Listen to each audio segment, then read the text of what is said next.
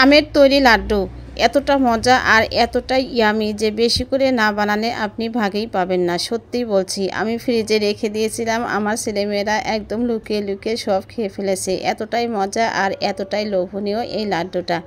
আম ফুরিয়ে যাওয়ার আগেই একবার হলে এই রেসিপিটা ট্রাই করবেন, তখনই বুঝতে পারবেন যে এটা যখন খাবেন। তো দেখতেই পাচ্ছেন কতটা লোভনীয় আর কতটা সুন্দর লাগছে দেখতে। খুবই সহজ উপকরণ, ঘরে থাকা সামান্য কিছু উপকরণ দিয়েই কিন্তু এই লাড্ডুটা আমি বানিয়েছি। চুলা জ্বালানোর কোনো ঝামেলা নেই, খুব সহজভাবে এই রেসিপিটা আমি শেয়ার করেছি। আশা করি আমার সাথে থাকবেন। যারা লাইক দেন না, একটা লাইক দিয়ে ভিডিওটা দেখা শুরু করবেন আর ভিডিওটা স্কিপ করবেন না, তাহলে হয়তো গুরুত্বপূর্ণ কোনো বিষয় আপনার অগোচরেই থেকে যাবে। পরে বলবেন যে আপু আমার লাড্ডুটা হয়নি, আর রেসিপিটা বানিয়ে দেখবেন কেমন হয়, তারপরে আমাকে কমেন্ট করে জানাবেন।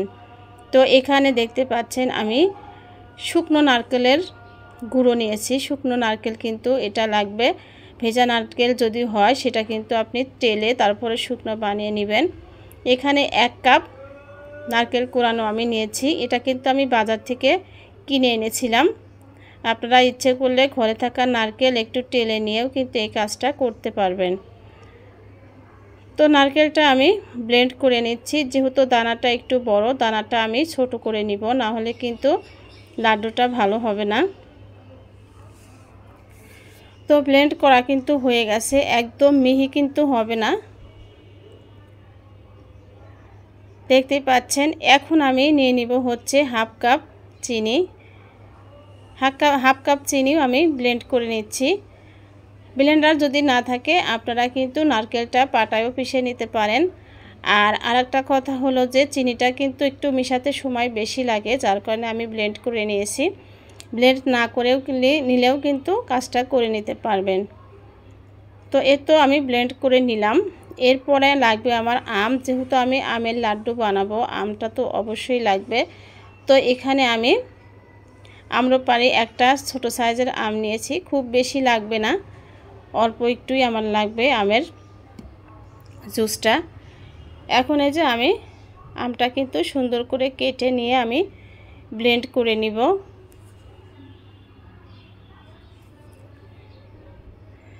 আমের জুসটা আমি বের করে নিব।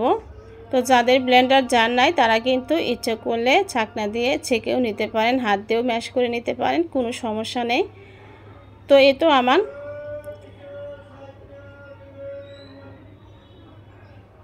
চামচ দিয়ে কিন্তু আমি আমগুলো জারের মধ্যে নিয়ে নিচ্ছি।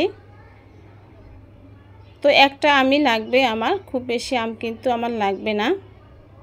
তো যাই হোক, আমটা নেওয়া আমার হয়ে গেছে। এখন আমি এটা একদম স্মুথ পেস্ট বানিয়ে নিব।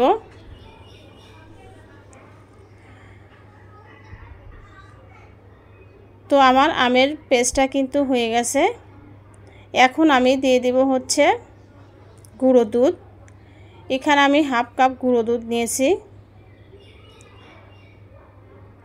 হাফ কাপ গুঁড়ো দুধ নিয়ে তারপরে যে আমের যে রসটা সেটা আমি আস্তে আস্তে দিব আর মাখাতে থাকবো। এটা কিন্তু সম্পূর্ণ একসাথে দেওয়া যাবে না, আস্তে আস্তে মাখাতে থাকবো আর আস্তে আস্তে আমি দিতে থাকবো। কারণ বেশি নরম হয়ে গেলে লাড্ডুটা কিন্তু বানানো যাবে না, তখন সমস্যা হয়ে যাবে। এর জন্য একটু শক্ত শক্ত করেই কিন্তু এই মিশ্রণটা রেডি করতে হবে।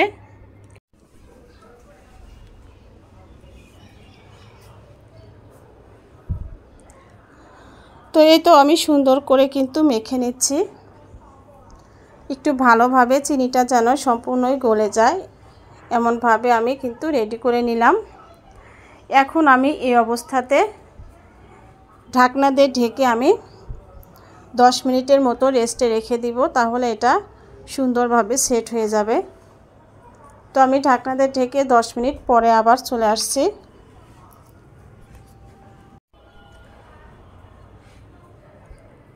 তো তখন কিন্তু নরম ছিল, এখন কিন্তু একটু শক্ত হয়ে গেছে।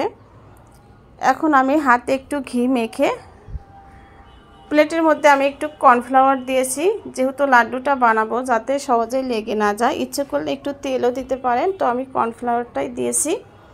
আর অবশ্যই পরিষ্কার হাতে এই কাজটা করতে হবে। হাতটা পরিষ্কার করে ধুয়ে নিয়ে তারপরে কাজটা করবেন, যেহেতু আমরা পরবর্তীতে এটা আর ধুবো না, রান্নাও করব না, সরাসরি এটা আমরা খাবো, সেহেতু হাত কিন্তু অবশ্যই পরিষ্কার রাখতে হবে। তো এই তো গোল গোল করে আমি কিন্তু লাড্ডুগুলো বানিয়ে নিচ্ছি। এটা ইচ্ছে করলে আপনারা বড় বড় সাইজ করেও কিন্তু করে নিতে পারেন।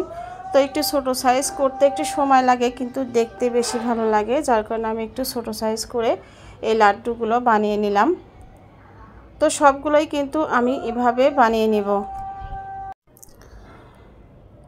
তো এই তো আমি সবগুলো লাড্ডুই কিন্তু এভাবে বানিয়ে নিলাম। এখন আমি নরমাল ফ্রিজে রেখে দিব 30 মিনিটের জন্য, তাহলে লাড্ডুটা সুন্দরভাবে সেট হয়ে যাবে, একটু শক্ত শক্ত হয়ে যাবে। এখন আমি এই যে লাড্ডু বের করে নিয়েছি 30 মিনিট পর। এখন এটা কিন্তু অনেকটাই শক্ত হয়ে গেছে। এখন আমি ভিডিও করে আপনাদের সাথে শেয়ার করছি আর কি, নাহলে আপনারা তো বুঝতে পারবেন না যে আসলে লাড্ডুটা কেমন হলো। তো সবগুলোই আমি সাজিয়ে নিচ্ছি। আর এই লাড্ডুটা দেখতে যে এতটা সুন্দর, বিশেষ করে আমার বাচ্চারা তো অনেক পছন্দ করেছে। ফ্রিজে রেখেছিলাম, ওরা কিন্তু চুপি চুপি করে সবাই খেয়ে ফেলেছে। যেহেতু আমার পেটটা একটু নরম ছিল, আমি কিন্তু খেতেই পারিনি, শুধু একটা খেয়ে টেস্ট করে দেখেছি। তো দেখেন কতটা সুন্দর, একদম চোখটা জুড়িয়ে যায়। একবার হলেও রেসিপিটা ট্রাই করবেন, যেহেতু আমের সিজন, আমাদের ঘরে কিন্তু সবার কম বেশি আম আছে। আম ফুরিয়ে যাওয়ার আগে এই রেসিপিটা ট্রাই করতে পারেন। আর যারা মিষ্টি খেতে ভালোবাসেন তাদের কাছে তো এটা সোনাই সোহাগা। তো কেমন লাগলো? ভালো লাগলে লাইক শেয়ার কমেন্টস করবেন, আর আমার চ্যানেলটা সাবস্ক্রাইব করবেন।